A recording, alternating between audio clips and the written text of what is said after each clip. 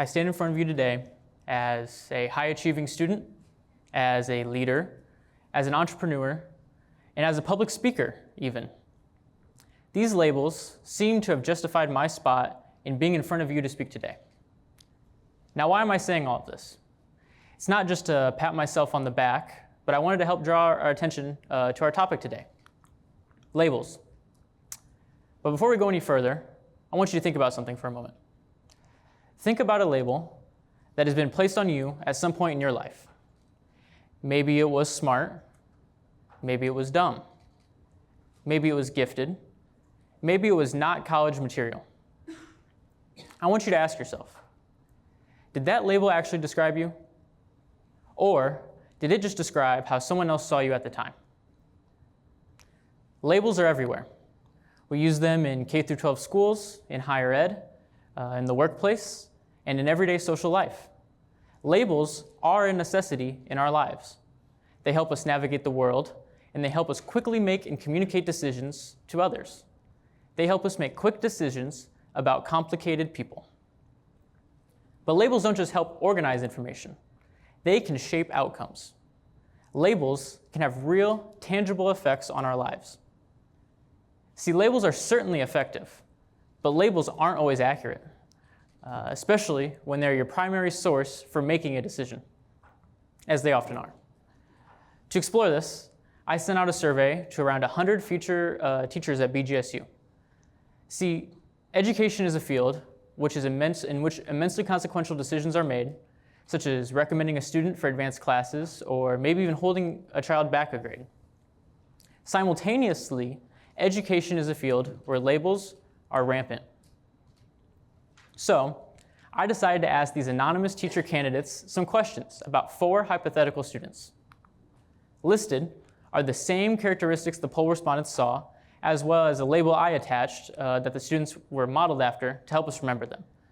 The poll respondents did not see the labels on the screen. First off, I asked, you are awarding a limited, high-impact scholarship, honor seat, selective learning experience. You can only select one student. Who do you choose?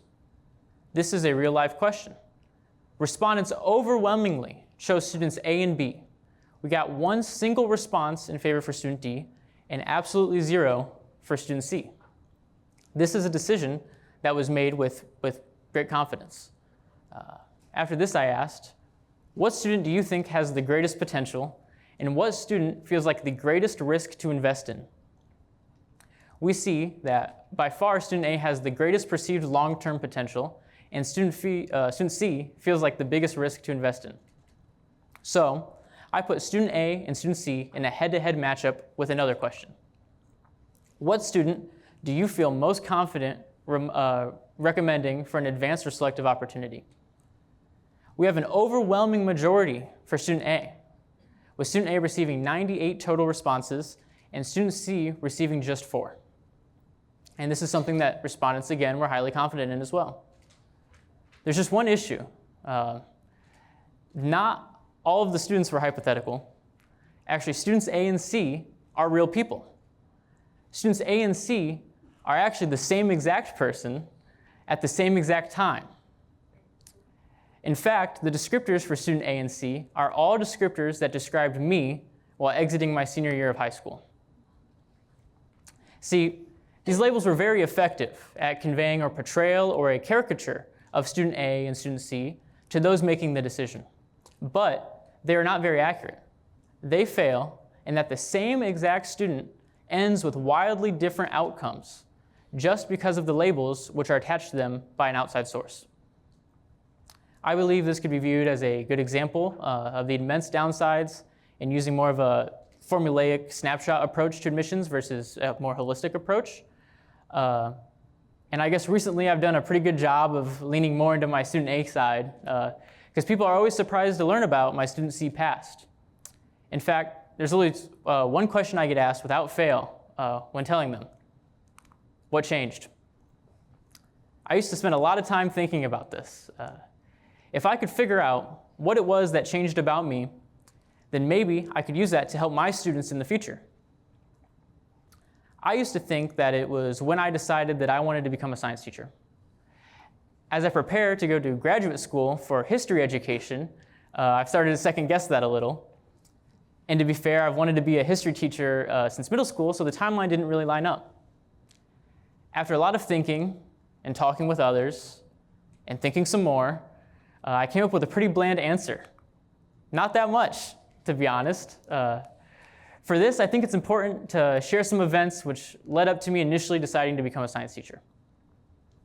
I was never really a science or a math kid, and I did much better in subjects like English or history. In high school, I began eyeing physics class. Physics was an elective, not a required course, but something about it intrigued me. I asked a peer of mine, who I knew had taken physics, about the class. And I remember being told how hard physics was. In fact, I was told that I was too stupid for physics and that I'd probably fail. So naturally, I enrolled in physics, and I tacked on 2 computer programming classes for good measure. I ended that year getting A's in all 3 of them. In truth, I never really felt like that much about me changed. Because what really changed wasn't me. It was the world around me, the labels which were assigned to me, and more importantly, the labels which I chose to hold on to. It was once I made the decision on how I would be labeled, determining and backing up those labels for myself, that things really started to change. I began to research around a bit for a term for this feeling, and I found a good term for it: agency. Agency can have many definitions, but one which I found especially relevant is the following. It is about acting rather than about being acted upon, shaping rather than being shaped, and making responsible decisions and choices rather than accepting those determined by others. In other words, deciding things for yourself and shaping your life rather than being shaped by it. And this is what I really want to drive home with this talk. When students give their agency over to their labels, they stop authoring their own story. Someone else is writing it for them.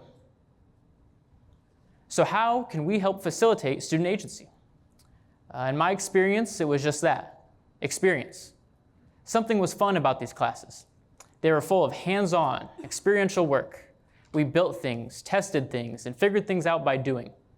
In the end, something shifted. Not because someone told me I was capable, but because I had proof. The beautiful thing about hands-on and experiential learning is that once you've done something, you've done it well, and you know you can do it again. When someone decides to tell you that you can't do it, you look at them a little differently. Who are you to tell me that I can't do the thing that I just did? However, there's a problem. Opportunities are not just out there waiting for everyone to take advantage of them. See, the problem we run into with this is access. Who gets access to these experiences in the first place? Oftentimes, we have very limited resources to provide these experiences. We are forced to make choices, and with these choices, we often choose or are even forced to use labels, which are not always accurate, as we've seen. My goal here isn't to say that labels are an inherent evil. In many cases, they're a necessity. And at times, they help us understand our students. But I want to end with this question. Is the goal of education to take students who are already succeeding and to funnel more resources behind them?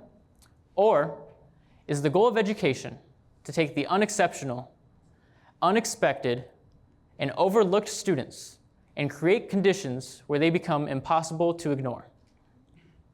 Because I know these students exist everywhere, in every school, in each classroom. Maybe they're sitting in your class. Maybe they're watching this later. Maybe they're you. The most dangerous thing that a label can do is to convince someone that their story has already been written. Labels may describe a chapter of someone's life, but they should never be allowed to write the ending. That's the job of the author. Thank you.